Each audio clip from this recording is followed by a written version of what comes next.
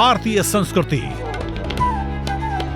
रंगों का संगम, भावों का समंदर, इतिहास की गाथा, परंपराओं की ज्वाला और धरोहर का अथाह सागर है। हमारी संस्कृति देश की सॉफ्ट पावर का सबसे मजबूत हस्ताक्षर है। योग, आयुर्वेद, भारतीय दर्शन, साहित्य, कला और संगीत जैसे अनेक क्षेत्रों में भारत की अमूल्य देन ने पूरे विश्व को प्रभावित किया है।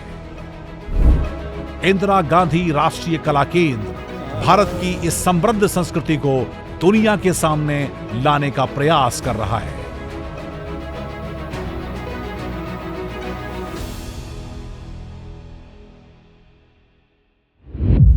नमस्कार, स्वागत है आप सभी का IGNCA मिनिस्ट्री ऑफ कल्चर की इस खास वीकली प्रेजेंटेशन संस्कृति संवाद में।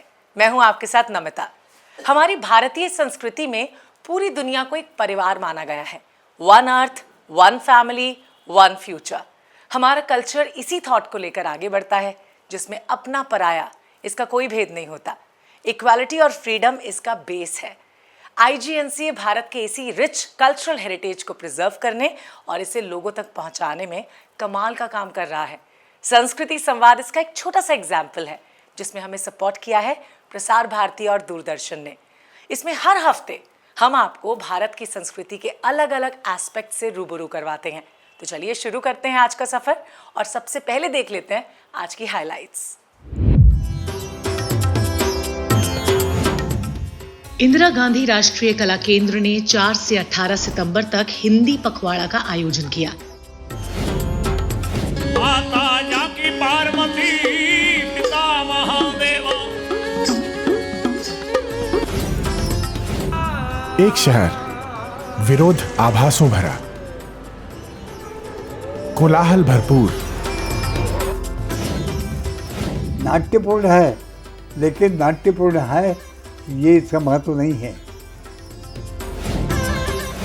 सप्तसज्जा गांव ओडिशा राज्य के ढेंकानाल जिले की सदर तहसील में स्थित है।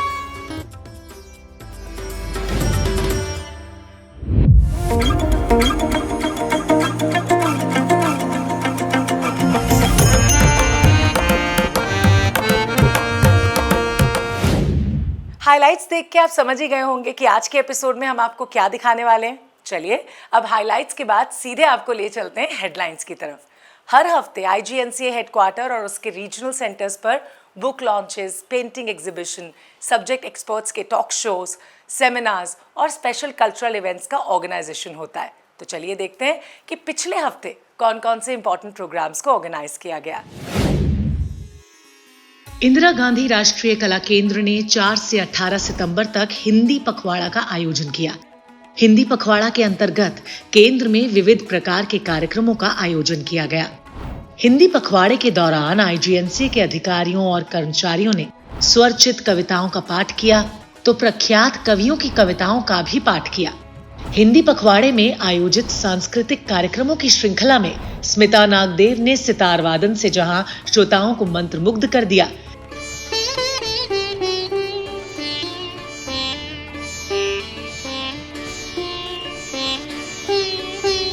वहीं राहुल शर्मा राहुल्या ने राष्ट्रकवि रामधारी सिंह दिनकर की कालजयी रचना रश्मि रथी का भावपूर्ण पाठ कर वातावरण में ओज भर दिया। तो वहीं वेदांता संगीत ग्रुप ने गीत, लोकगीत और देशभक्ति गीतों की प्रस्तुति से श्रोताओं को तृप्त कर दिया। सदे से आते हैं, हमें तड़पाते हैं, जो चिट्ठी आती है वो पूछे जाती है के घर कब आओगे, के घर कब आओगे। हिंदी पखवाड़ा के दौरान आर्टिफिशियल इंटेलिजेंस पर वाद विवाद प्रतियोगिता के साथ साथ केंद्र के कर्मचारियों के लिए हिंदी टिप्पण, हिंदी सुलेख प्रतियोगिता का भी आयोजन किया गया। वहीं मीडिया सेंटर ने पुस्तक वाचन सत्र का आयोजन किया, जिसमें मीडिया सेंटर के नियंत्रक अनुराग पुनेठा ने राही मासूम रजा के प्रसिद्ध उपन्यास आधा गांव के कुछ अंशों का पाठ किया। हिंदी पखवाड़ा का समापन विभिन्न प्रतियोगिताओं के विजेताओं को पुरस्कार और प्रमाण पत्र वितरण के साथ किया गया। आईजीएनसी के क्षेत्रीय केंद्र त्रिशूर ने तिरुवनंतपुरम के व्यलोपिल्ली संस्कृति भवन में 2 दिवसीय थम्पुरन पट्टू कार्यशाला और संगोष्ठी का आयोजन किया। ये कार्यक्रम Folkland international centre for folklore and culture के सहयोग से आयोजित किया गया। इसका उद्देश्य केरल की एक महत्वपूर्ण सांस्कृतिक प्रथा थम्पुरन पट्टू की पारंपरिक कला को उजागर और संरक्षित करना है। क्षेत्रीय केंद्र त्रिशूर की निदेशक डॉक्टर मानसी रघुनंदन ने इस अवसर पर आईजीएनसी की परियोजनाओं और प्रयासों के बारे में बताया। आईजीएनसी में एक अत्यंत महत्वपूर्ण पुस्तक treasures of the Gupta empire का लोकार्पण किया गया। पुस्तक के लेखक संजीव कुमार हैं। लोकार्पण के बाद चर्चा सत्र का भी आयोजन किया गया। कार्यक्रम की अध्यक्षता आईजीएनसी के सदस्य सचिव डॉक्टर सच्चिदानंद जोशी ने की, जबकि मुख्य अतिथि थे राष्ट्रीय संग्रहालय के महानिदेशक डॉक्टर BR मणि। चर्चा में लखनऊ विश्वविद्यालय के एमिरेट्स प्रोफेसर पद्मश्री के थपलियाल, भारतीय पुरातत्व सर्वेक्षण नई दिल्ली के अतिरिक्त महानिदेशक डॉक्टर संजय कुमार मंजुल, लेखक संजीव कुमार और इंडियन कॉइन सोसाइटी के अध्यक्ष डॉक्टर प्रशांत कुलकर्णी ने हिस्सा लिया। कार्यक्रम के दौरान गुप्त साम्राज्य के दुर्लभ सिक्कों की एक अनूठी प्रदर्शनी भी लगाई गई। भारतीय ज्ञान, परंपरा, कला और संस्कृति को बढ़ावा देने के लिए इंदिरा गांधी राष्ट्रीय कला केंद्र समय समय पर विभिन्न संस्थानों के साथ समझौता ज्ञापन करता है। इसी कड़ी में केंद्र ने इंटीग्रेटेड डिफेंस स्टाफ IDS के हैदराबाद स्थित college of defence management CDM के साथ एक MOU हस्ताक्षर किया। IGNCA की ओर से सदस्य सचिव डॉक्टर सच्चिदानंद जोशी और IDS की ओर से मेजर जनरल हर्ष छिब्बड़ ने हस्ताक्षर किए। इसका उद्देश्य सैन्य शिक्षा में प्राचीन भारतीय ज्ञान परंपरा को मजबूत करना है। तो ये थी इस हफ्ते की सुर्खियां। अब चलते हैं अगले सेगमेंट कल्चरल प्रेजेंटेशन की तरफ। इंडिया का हर स्टेट और रीजन अपने यूनिक फोक म्यूजिक के लिए फेमस है, और जब फोक म्यूजिक की बात होती है तो पंजाब के तो कहने ही क्या। पंजाब का नाम लेते ही हमारे कदम ऑटोमेटिकली थिरकने लगते हैं। आज के संस्कृति संवाद के सेगमेंट में हम सुनेंगे पंजाब का फोक म्यूजिक देश राज लचकनी जी के धड़ जत्था से। इनके म्यूजिक ग्रुप में 3 जनरेशंस एक साथ स्टेज पर आती हैं। देशराज जी गाते हैं, उनके बेटे सुरजीत खान सारंगी बजाते हैं और उनके पोते अरमान अली धड़ पर उनका साथ देते हैं। आइए देखते हैं।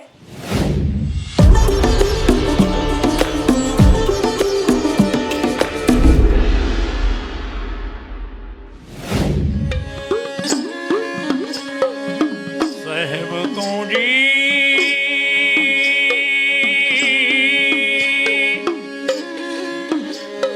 तुझे आगे अरदास हमारी, जियो पिंड सब तेरा, ओ नानक सब तेरी वडियाई, कोई नौ ना जाने मेरा।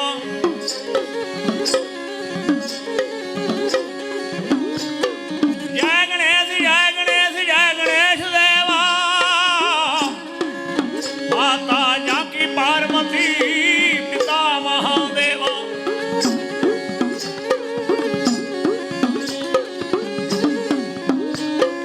एक दंग दियावंत चार भुजाधारी, मथे तेरे सदूर सोए मूसे की असवारी। लड्डुआं का भोग लगे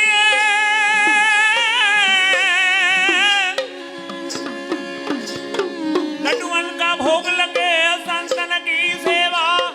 जय गणेश जय गणेश जय गणेश देवा, माता जाकी पार्वती पिता महादेवा।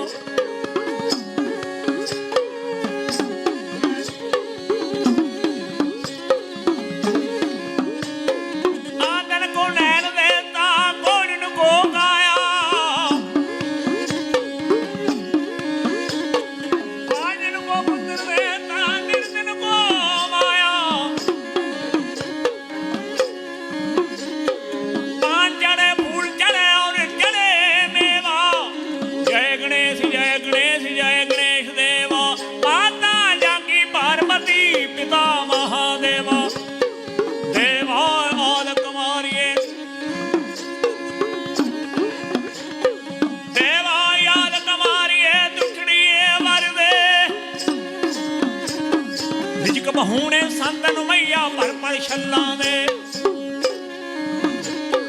ਗੁਰਮਾਲੀ ਜੀ ਬਾਗ ਲਗਾਇਆ ਕਰੀ ਜਗਤ ਕੀ ਰੀਤ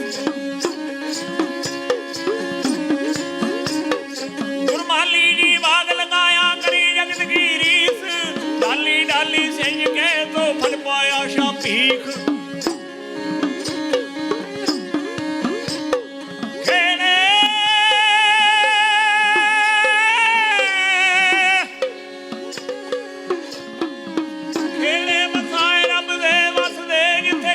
ਫਕੀਰਾਂ ਨੇ ਪਾਏ ਪੰਜਾਂ ਪੀਰਾਂ ਪਿਆਰਿਆਂ ਦੀ ਤੈਨੂੰ ਥਾਪਨਾ ਨਗਰੀਏ ਤੇਰੀ ਸਤਿਗੁਰ ਬੇਲ ਵਧਾਏ ਨਾਨਕ ਗੁਰੂ ਗੋਬਿੰਦ ਸਿੰਘ ਜੀ ਪੂਰਨਪੁਰੀ ਅਵਤਾਰ ਆ ਜਗਮਗ ਜੋਤ ਰਾਜ ਰਹੀ ਸ੍ਰੀ ਅਬਚਲ ਨਗਰੀ ਅਪਾਰ ਸ੍ਰੀ ਅਬਚਲ ਨਗਰੀ ਅਪਾਰ ਸ੍ਰੀ ਅਬਚਲ ਨਗਰੀ ਅਪਾਰ। इंडियन कल्चर में 4 पुरुषार्थ धर्म, अर्थ, काम और मोक्ष इन सब की बात की गई है, जिसमें मोक्ष सबसे ऊपर है। मोक्ष यानी जन्म मरण के अनंत साइकिल से मुक्त होना, जो इंसान का अल्टीमेट गोल होता है। भारत में कुछ ऐसे पवित्र स्थान हैं जिनके बारे में माना जाता है कि वहाँ इंसान को लिबरेशन मिलता है। काशी, जो वाराणसी के नाम से भी फेमस है, इसे मोक्षदायिनी नगरी भी कहते हैं।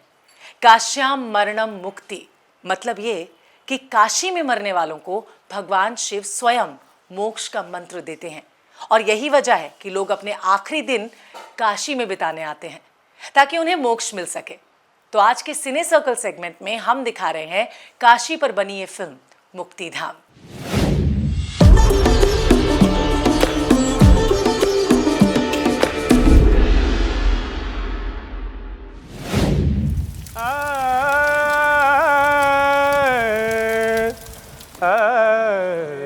बनारस बना हुआ रस है,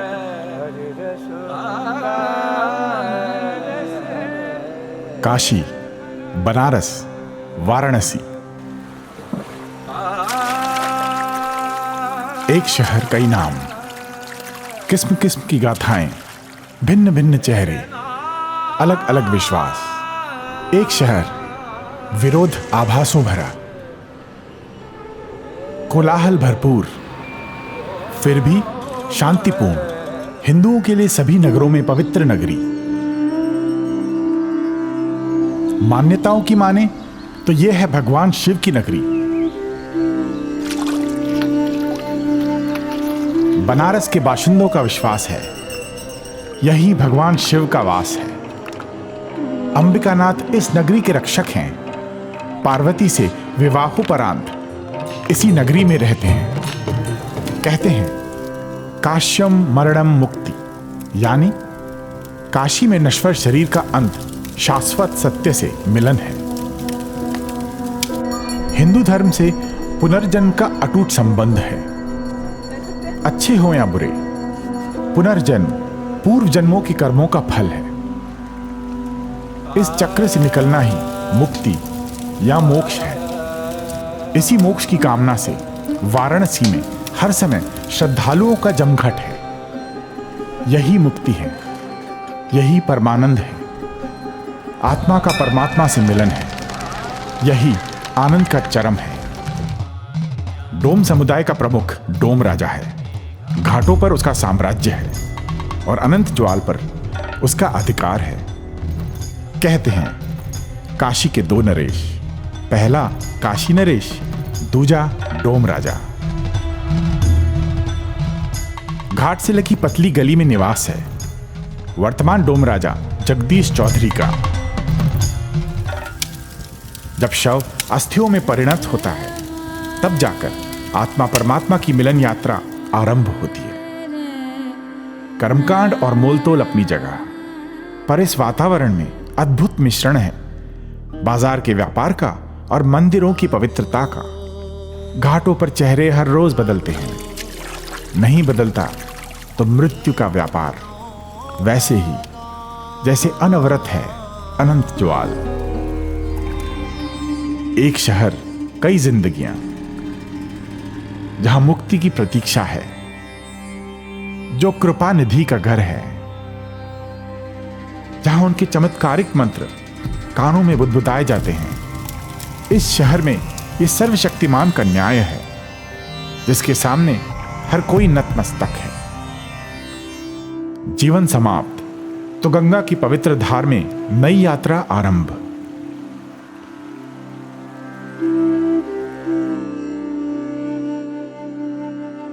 देश भर से लोग या तो प्राण त्याग में या गंगा में अस्थि विसर्जन के लिए इस शहर का रुख करते हैं। मुक्ति की समझ भिन्न है, मोक्ष की प्राप्ति भिन्न है। जैसे पुराने वस्त्रों का त्याग है, नए परिधानों का आवरण है। वो कर्म है, पवित्रता है। वो आस्था है, विश्वास है।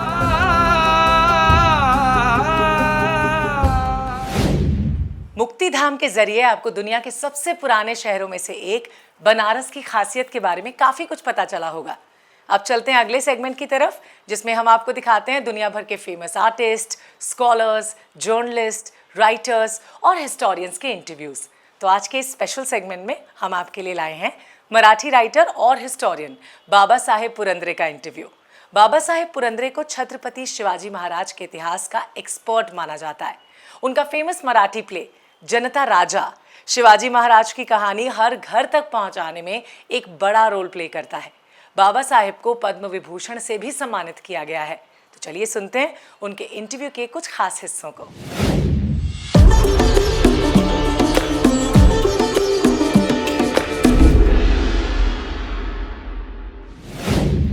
बाबा साहब, ये प्रदर्शनी से हम दर्शकों को क्या बताना चाहते हैं शिवाजी महाराज के बारे में? मैं समझता हूँ ये चरित्र इतना महत्वपूर्ण है कि हर भारतीय मन में और कान में वो जाना चाहिए। वो कैसा जाएगा? मैं समझता हूँ विजुअल एजुकेशन के जो अर्थ है वो अर्थ यहाँ पेंटिंग्स के रूप में, गाने के रूप में, नृत्य के रूप में, नाटक और चित्रपट के रूप में ये शिवाजी महाराज का चरित्र हर जगह जाएंगे। कि शिवाजी महाराज का चरित्र इतना ही नाट्यपूर्ण है, लेकिन नाट्यपूर्ण है ये इसका महत्व नहीं है। महत्व है तो शिवाजी महाराज की फिलॉसफी का, महाराज के पराक्रम का, और महाराज ने जो नया इतिहास यहाँ निर्माण किया, इसको महत्व है। शिवाजी महाराज की जीवन पर किताबें तो बहुत उपलब्ध है, लेकिन ओरिजिनल डॉक्यूमेंट्स उपलब्ध हैं। वो डॉक्यूमेंट्स पढ़कर, उसका अभ्यास करके हमने ये कोशिश की है कि शिवाजी महाराज का ऑथेंटिक इतिहास चित्र रूप में भी यहाँ हम लाए। इंग्लैंड में हम गए थे, वहाँ मुझे एक स्कॉलर से मुलाकात हुई। उन्होंने कहा तुम इतने भाग्यवान हो कि आपके देश में शिवाजी राजा नाम का एक बड़ा राजा हो गया। उन्होंने तो जो कुछ किया वही आपके सामने डॉक्यूमेंट्स के रूप में आपके सामने है। और रॉबिन हुड तो काल्पनिक है, लेकिन रॉबिन हुड पर आज इतनी किताबें प्रसिद्ध हुई है, पिक्चर्स है, नाट्य कलाकृति है, डांसेस है। ये सब क्यों किस लिए है? वो जो मेरा मित्र था ना, उन्होंने मुझे कहा कि हमारे यहाँ एक काल्पनिक रॉबिन हुड खड़ा करना पड़ेगा, और हमने किया है।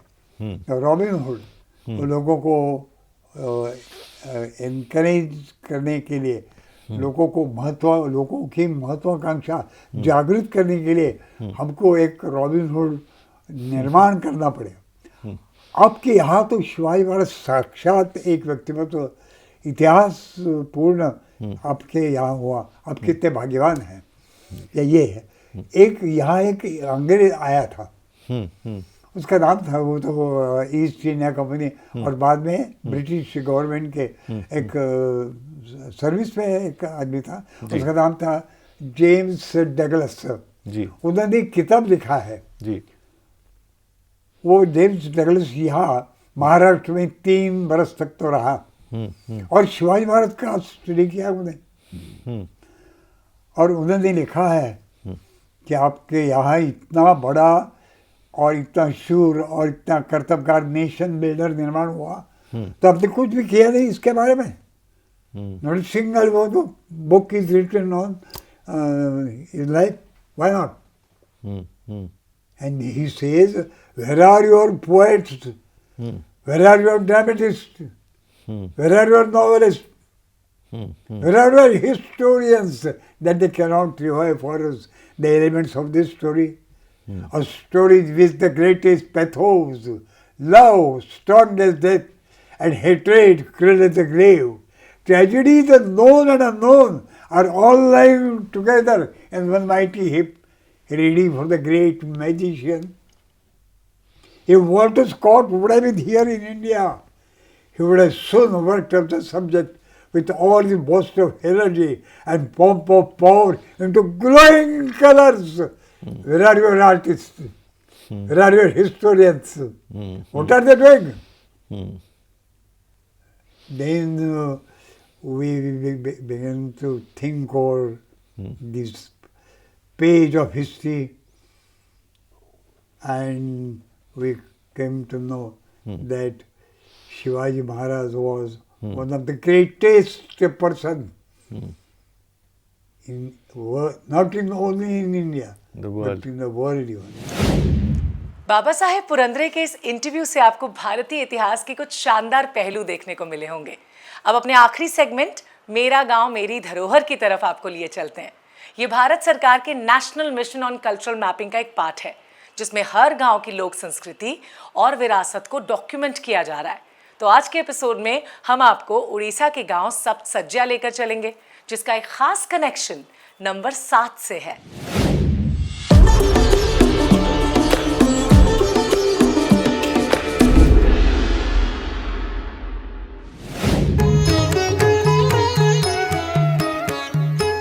सात पहाड़ों की भूमि के नाम से प्रसिद्ध सप्तसज्जा गांव ओडिशा राज्य के ढेंकानाल जिले की सदर तहसील में स्थित है।